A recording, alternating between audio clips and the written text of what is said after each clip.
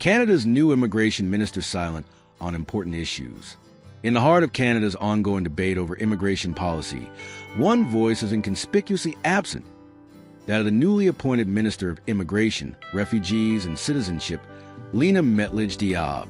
The nation grapples with a confluence of pressing issues from skyrocketing housing costs exacerbated by rapid population growth to strained healthcare systems and shifting public sentiment. However, the minister's relative quietude has raised eyebrows among policymakers, advocates, and everyday Canadians alike. Appointed in May 2025 following a cabinet shuffle, Diab inherited a portfolio at a critical juncture, with the government announcing reduced immigration targets just months earlier to address post-pandemic pressures. Yet, as August 2025 unfolds, her limited public engagements on key imminent threats have left many wondering. Is this strategic restraint or a sign of deeper uncertainty in Ottawa's approach to one of the country's most vital policy areas? With immigration accounting for nearly all of Canada's population growth in recent years, the stakes could not be higher. As public opinion polls reveal growing concerns over the sustainability of current levels, the minister's silence risks amplifying frustrations and eroding trust in the system's management. Drawing on recent government announcements, expert analyses, and stakeholder perspectives, we examine why Diab has been mum on these issues and what it means for Canada's future. Why is Lina Metlidge-Diab silent on important issues? Since her appointment, Diab has issued several statements, including a Canada Day message emphasizing unity and diversity, and an August 1st, 2025, announcement extending temporary measures for Palestinians in Canada amid the Gaza crisis. Additionally, her office has engaged in behind-the-scenes work, such as consultations on the 2026 to 2028 immigration levels plan and responses to specific cases, like a letter from MP Michael Cram regarding Afghan women students seeking refuge. However, critics argue that these actions, while important, fall short of addressing broader, imminent threats. Diab's public profile on platforms like X, formerly Twitter, and LinkedIn highlights her role, but offers few in-depth commentaries on hot-button issues. This measured approach contrasts with her predecessors, who often held frequent press conferences on evolving challenges.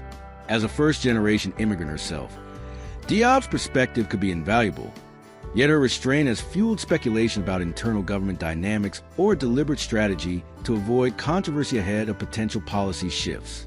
In interviews prior to her appointment, Diab emphasized the need for balanced, sustainable immigration that supports economic growth without overwhelming infrastructure.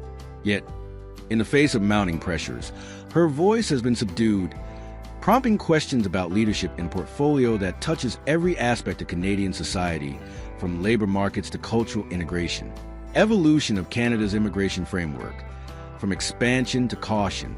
To understand the context of Minister Diab's silence, it's essential to trace the trajectory of Canada's immigration system. Historically, Canada has prided itself on being a beacon for immigrants, with policies rooted in the Immigration and Refugee Protection Act of 2001. This framework prioritizes economic contributions, family reunification, and humanitarian protection, managed primarily by Immigration, Refugees, and Citizenship Canada. The post-World War II era saw Canada open its doors to waves of European immigrants, followed by diversification in the 1960s with a points-based system, which evaluated applicants on skills, education, and language proficiency rather than origin. By the 1980s, immigration became a tool for population and economic growth, countering low birth rates and an aging workforce. The 1990s and 2000s introduced programs like the Provincial Nominee Program, allowing provinces to select immigrants based on local needs, and express entry in 2015, a fast-track system for skilled workers using the comprehensive ranking system. Borders closed temporarily, but Canada ramped up admissions post-2021 to fuel recovery, targeting over 400,000 permanent residents annually. Temporary streams exploded. International students surged over 800,000 by 2023, and temporary foreign workers filled labor gaps in agriculture, healthcare, and tech. This led to a population boom, reaching 41 million in 2024, with immigration driving 98% of growth. However, this expansion revealed cracks. Housing shortages intensified, with average home prices soaring 50% in major cities between 2020 and 2024. Healthcare wait times lengthened, and public services strained under the influx. Public opinion shifted dramatically. Polls in 2024 showed 60% of Canadians believing immigration levels were too high, up from 30% pre-pandemic. In response, the government unveiled the 2025 to 2027 immigration levels plan in October 2024, slashing permanent resident targets to 395,000 in 2025 from 500,000 planned, 380,000 in 2026, and 365,000 in 2027. For the first time, it included temporary resident caps, aiming to reduce their proportion to 5% of the population by 2026. These changes signal a pivot from unchecked growth to sustainability, but implementation hurdles remain. Backlogs persist, with over 2 million applications in queue as of mid-2025, and digital transformation efforts aim to streamline but face delays. Minister Diab's role is to navigate this transition, yet her limited commentary on how these reforms address immediate crises has left a void in public discourse. Imminent immigration issues, the storms on the horizon. As Canada approaches the end of 2025, several imminent immigration issues loom large, demanding proactive leadership. These challenges are interconnected, stemming from a post-pandemic surge and requiring nuanced responses. Minister Diab's relative silence on many of them has intensified calls for transparency. 1. Housing crisis amplified by population growth. One of the most acute issues is a housing affordability crisis, directly linked to immigration-driven population increases. With temporary residents comprising over 7% of the population in 2024, demand has outstripped supply, pushing rents up 20% annually in cities like Toronto and Vancouver. The Levels Plan projects a 0.2% population decline in 2025 to 2026 to ease pressures, potentially closing the housing gap by 670,000 units by 2027. However, critics argue this is insufficient without coordinated federal-provincial action. Experts like those from the Migration Policy Institute note that while immigration fuels economic growth, unmanaged inflows strain infrastructure. In August 2025, reports of 10 encampments in urban areas, including among international students, underscore the urgency.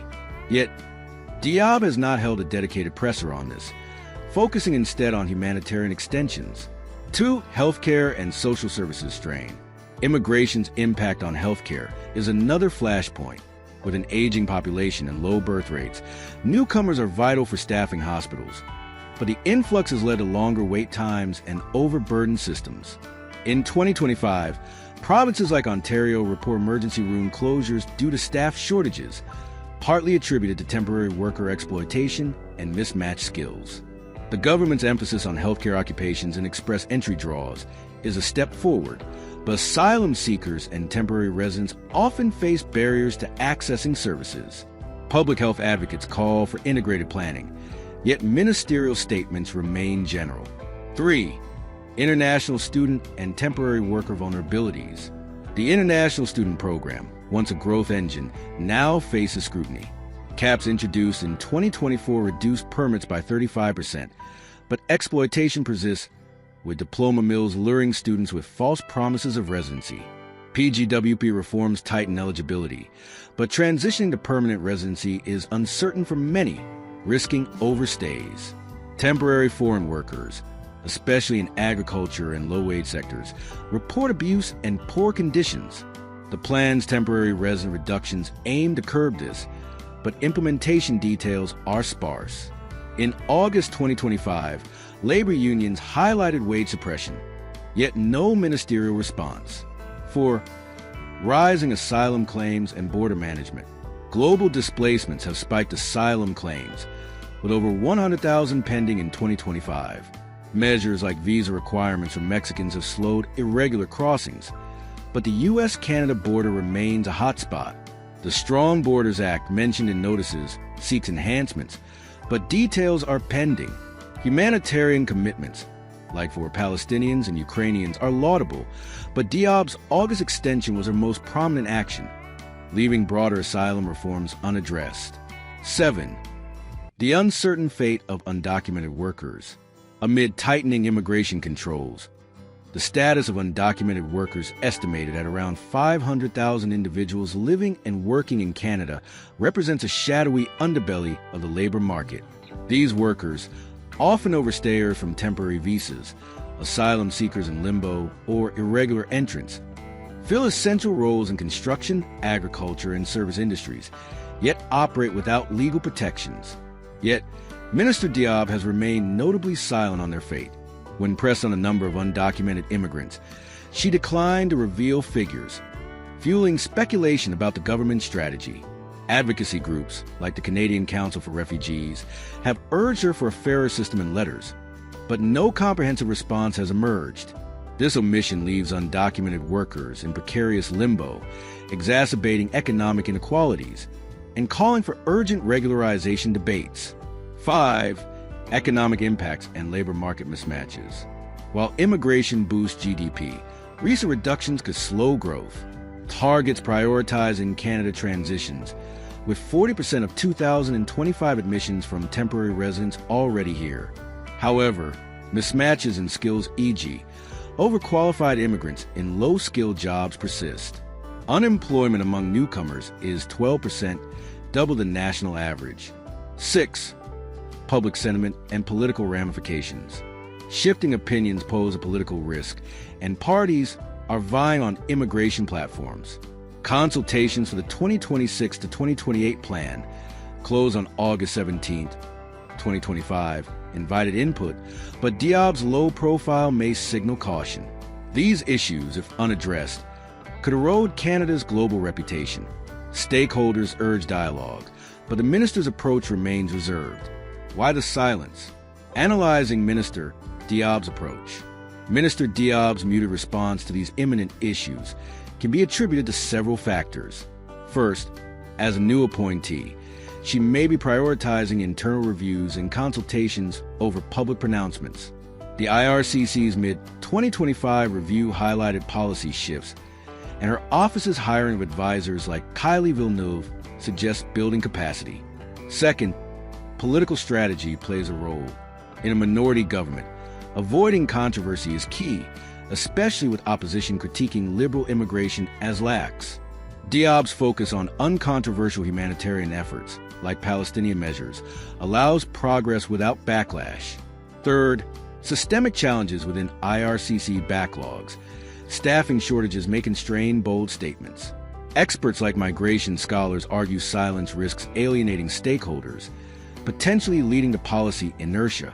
Implications are profound. Without leadership, issues fester, eroding public trust. Advocates call for town halls and transparent updates to bridge the gap. Minister Lena Metledge Diab's silence on imminent immigration issues underscores a critical moment for Canada. As pressures mount, her leadership is essential to navigate this complex terrain. Canadians deserve clarity. Will the minister speak up? That is all for today in this video. What are your thoughts on this?